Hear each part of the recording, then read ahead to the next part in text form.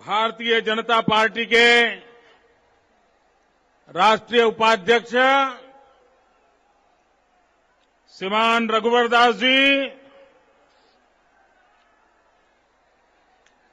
प्रदेश अध्यक्ष रविंद्र राय,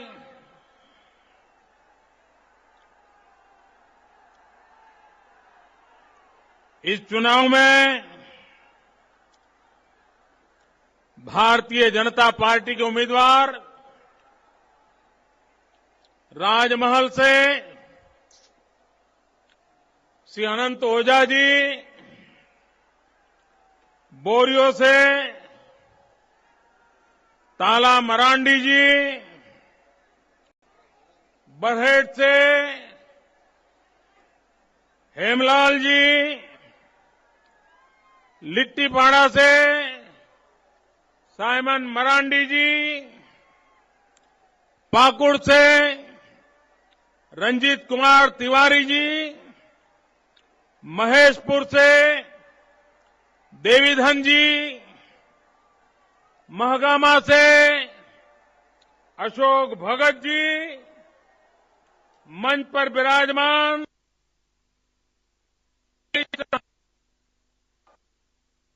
और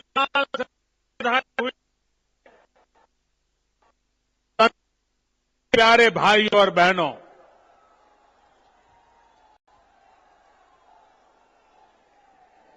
हमने चुनाव सभाएं तो बहुत की है, लेकिन कभी भी 2 मंजिला चुनाव सभा संबोधन करने का अवसर नहीं आया। आज मुझे 2 मंजिला सभा संबोधन करने का अवसर मिला है। एक तो इस मंजिल पर विराट सागर है और दूसरा उस मंजिल पर विराट सागर है।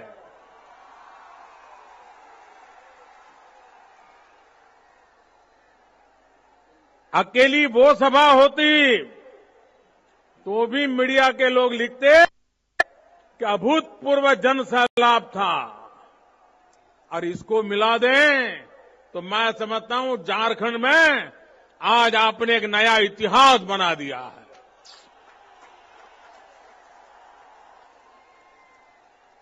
मैं नहीं जानता हूं कैमरा वाले उसको पकड़ पाएंगे कि नहीं पकड़ पाएंगे। उधर सुनाई देता है भाई आप लोगों को? मुझे लगता नहीं वहां कोई माइक वाइक होगा। इतना बड़ा जनसागर, मैं आपको प्रणाम करता हूं भाइयों बहनों, आप इतनी बड़ी संख्या में वहां पधारे हैं।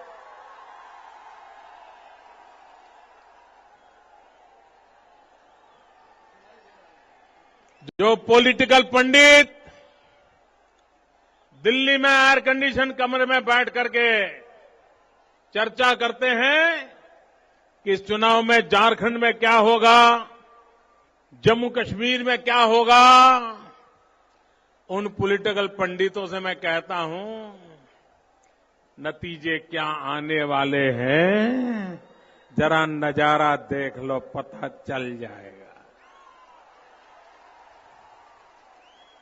ये नजारा पता चल जाएगा कि हवा का रुख क्या है। भाइयों बहनों, मेरी झारखंड के चुनाव में यह आखिरी सभा है और मेरी आखिरी सभा पर मैं झारखंड का ब्यौरा देना चाहता हूं। मैंने जहां पहुंच सकता हूं पहुंचने का प्रयास किया है, जनता के आशीर्वाद लेने का प्रयास किया है। मेरे भाइयों बहनों, अब आप जहां हैं वहीं रुक जाइए। कोई संभावना नहीं है, मैदान छोटा पड़ गया, क्या करेंगे। अब कुछ लोग तो वहां हैं, कोई संभावना नहीं आगे आने की। मेरी आपसे प्रार्थना है, आगे आने का प्रयास न करें, जहां है वहीं। भाइयों बहनों, ये मैदान में जगह हो या न हो, मेरे दिल में आपके लिए भरपूर जगह है।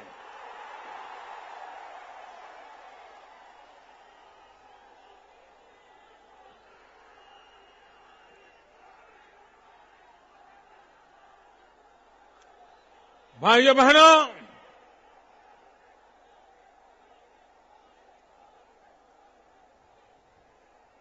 मैंने पूरे झारखंड के हर कोने में जाने का मुझे सौभाग्य मिला है। लाखों लोगों ने आकर के मुझे आशीर्वाद दिए हैं। भाइयों बहनों, मैं आज ये झारखंड के मेरे भाइयों बहनों को नमन करता हूं, उनका अभिनंदन करता हूं। 4 चरण के चुनाव में उन्होंने लोकतंत्र पे 4 चांद लगा दिए। भारी मतदान करके जन सामान्य की आशा आकांक्षाओं का लोकतांत्रिक तरीके से उपाय खोजने का प्रयास झारखंड की जनता ने किया है। मैं झारखंड की जनता को ये भारी मतदान के लिए, शांतिपूर्ण मतदान के लिए और लोकतंत्र में अपार विश्वास जताने के लिए हृदय से बहुत बहुत अभिनंदन करता हूं। भाइयों बहनों, ये भूमि सिद्धों और कानों की भूमि है।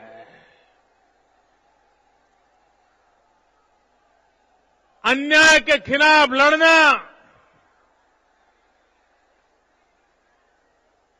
न्याय के लिए जीवन खपा देना, ये सांथाल की परंपरा रही है। उसी परंपरा ने सिद्धों और कान्हों जैसे वीर सपूतों को जन्म दिया। इसी परंपरा ने झारखंड की धरती पर भगवान बिरसा मुंडा को जन्म दिया। भाइयों बहनों, भाई ये कैमरा वाले, जरा आपका कैमरा वहां जमा के रखोगे तो लोग ऐसे ही करते रहेंगे। आप थोड़ा अपना कैमरा दूर हटाओ।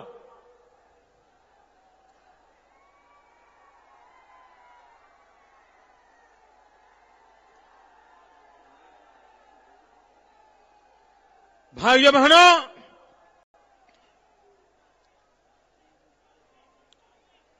इस चुनाव में मैं झारखंड के लोगों से आग्रह करने आया हूं,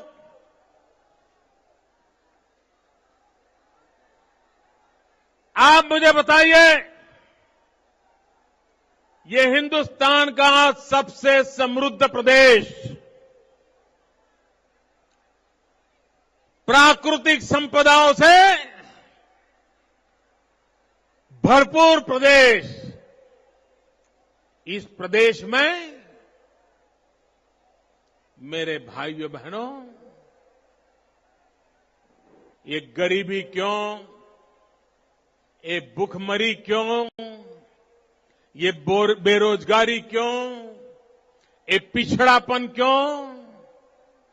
ईश्वर ने तो हमें सब कुछ दिया, प्रकृति ने हमें सब कुछ दिया, लेकिन सरकारों ने उसको तबाह कर दिया है।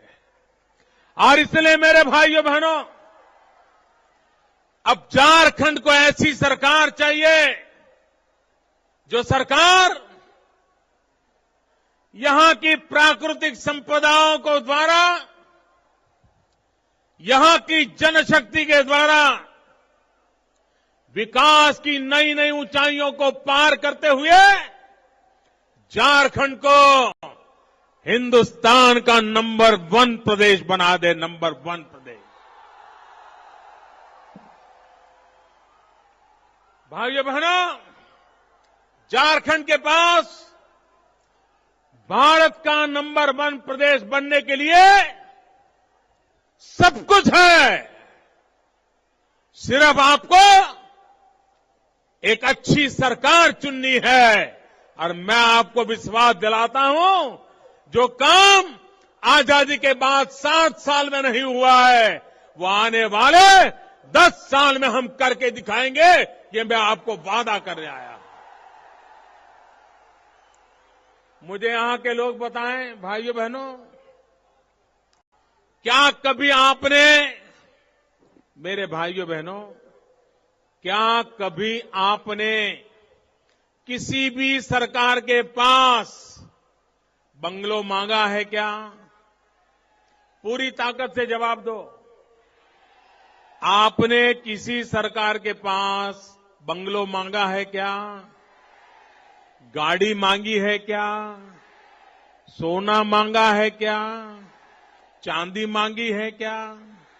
गहने मांगे हैं क्या? नहीं मांगे ना। आपको क्या चाहिए?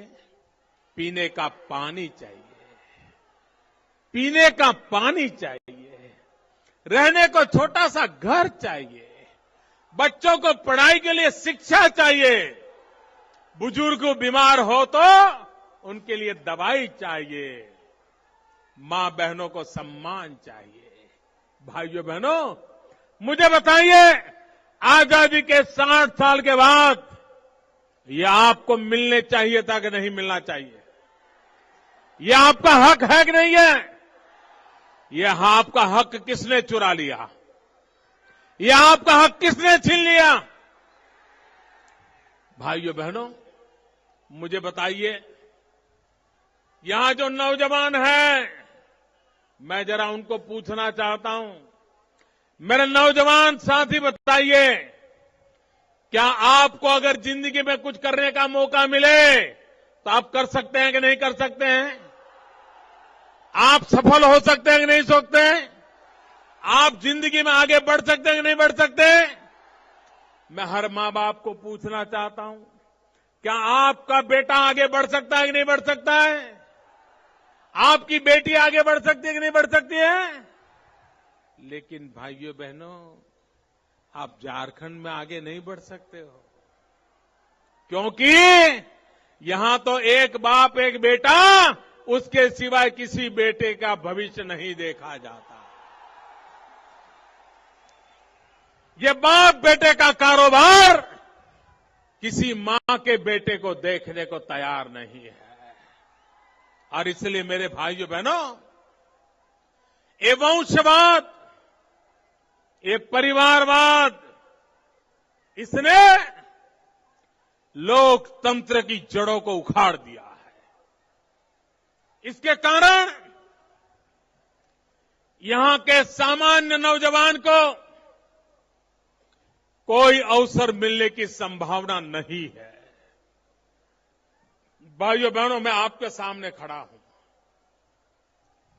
ये भारतीय जनता पार्टी की लोकतंत्र में आस्था और हिंदुस्तान की जनता को जो संविधान मिला है, उस संविधान पर भारत की जनता का भरोसा, और उसका परिणाम ये है कि आज एक चाय बेचने वाला, जिसको आपने प्रधानमंत्री बना दिया, मेरे भाइयों बहनों, वंशवाद होता, परिवारवाद होता तो एक गरीब का बेटा आज आपके सामने नहीं खड़ा होता।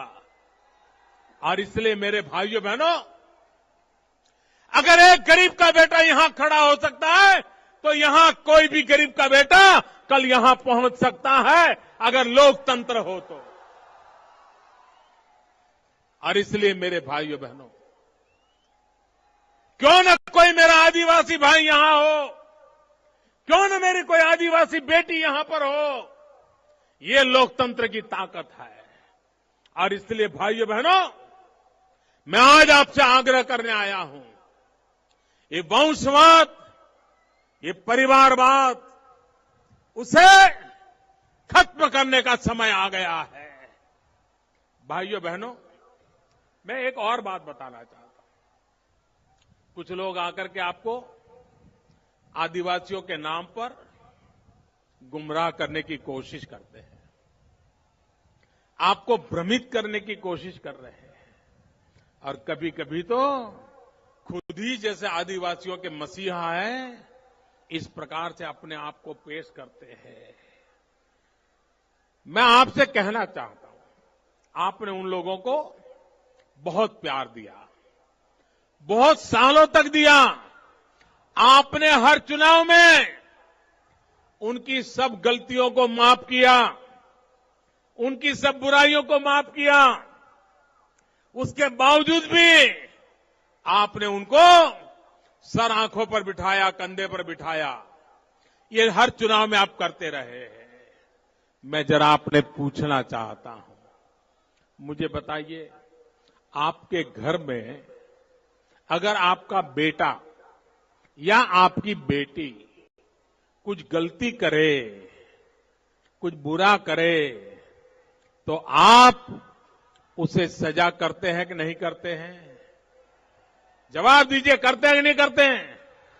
कोई मां बाप ऐसे हैं क्या कि बेटा गलती करके आए और कहे आओ आओ बेटा लो लड्डू खाओ, बहुत अच्छा किया? ऐसा करते हैं क्या? कोई मां बाप बेटा गलत करे तो लड्डू खिलाते हैं क्या? बेटी गलत करे तो लड्डू खिलाते हैं क्या? हर मां बाप जो समझदार होता है, बेटा कितना ही प्यारा क्यों ना हो, बेटी कितनी प्यारी क्यों ना हो, लेकिन अगर बुरा करे तो सगी मां भी उसको सजा करती है। सजा क्यों करते हैं?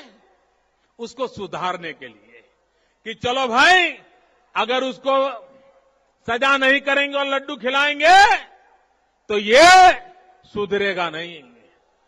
हम उसको प्यार करते हैं तो उसको सुधारना भी जरूरी है, और सुधारने के लिए सजा करना भी जरूरी है।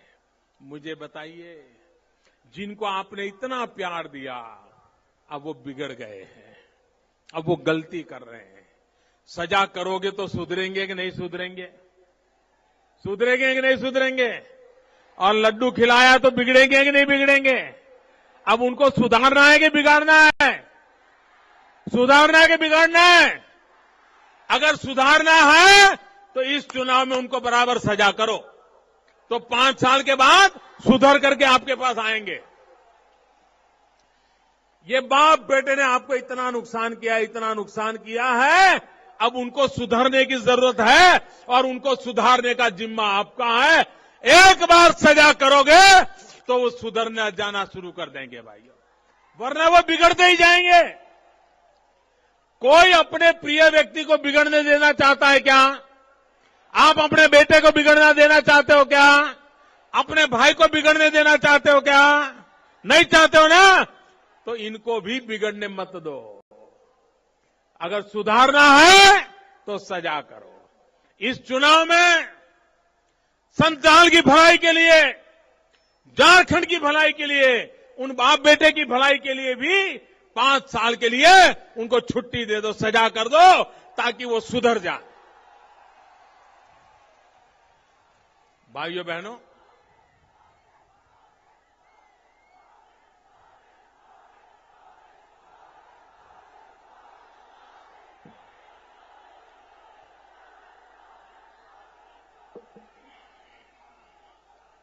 भाइयों बहनों, ये जो हमारे विरोधी लोग हैं, इनके पास इस बार चुनाव में कोई मुद्दा नहीं है। मोदी पर आरोप लगाए तो क्या लगाए, उस पर गाली दे तो क्या दे, उस पर कोई चार्जशीट करनी है तो क्या करे, क्योंकि मोदी कुछ गलत करता नहीं, मोदी कुछ बुरा करता नहीं, मोदी कुछ बुरा सोचता नहीं। इसलिए क्या करते हैं, हर रात को मीटिंग करते हैं। मीटिंग करके ये तय करते हैं, यार एक ऐसा बढ़िया झूठ निकालो, ऐसा बढ़िया झूठ निकालो ताकि 2-3 दिन हवा में चल पड़े, और रोज एक नया झूठ, रोज एक नया झूठ फैलाने का कारोबार चल रहा है। आदिवासियों को कहा जा रहा है कि संथाल परगना में आदिवासियों के जो परंपरागत कानून है, ये मोदी इसको खत्म कर देगा। भाइयों बहनों, मोदी तो क्या, न कोई इस देश में ऐसा लाल पैदा हुआ है, नहीं कभी कोई पैदा हो सकता है जो मेरे संथाल के लोगों का अधिकार है उसको छीन सके, ऐसा कभी कोई पैदा नहीं हुआ है। और मेरे संथाल के भाइयों बहनों, मैं आपको विश्वास दिलाता हूं, अगर कोई इसको छीनने की कोशिश करेगा तो सबसे पहले मोदी खड़ा रहेगा आपके अधिकारों की रक्षा के लिए। ये झूठ फैला रहे हैं। इतना ही नहीं भाइयों बहनों, मुझे बताइए, जब रामायण का कालखंड था तब आदिवासी थे कि नहीं थे? अरे जवाब सबके सब दो ना, उधर वाले भी जवाब दो। जब रामायण का जमाना था आदिवासी थे कि नहीं थे? महाभारत का जमाना आया आदिवासी थे कि नहीं थे? राम के जमाने में आदिवासी थे? महाभारत कृष्ण के जमाने में आदिवासी थे? बिरसा मुंडा के जमाने में आदिवासी थे? आजादी के जंग में आदिवासी थे? आजादी के बाद आदिवासी थे ना? कांग्रेस को पता नहीं था।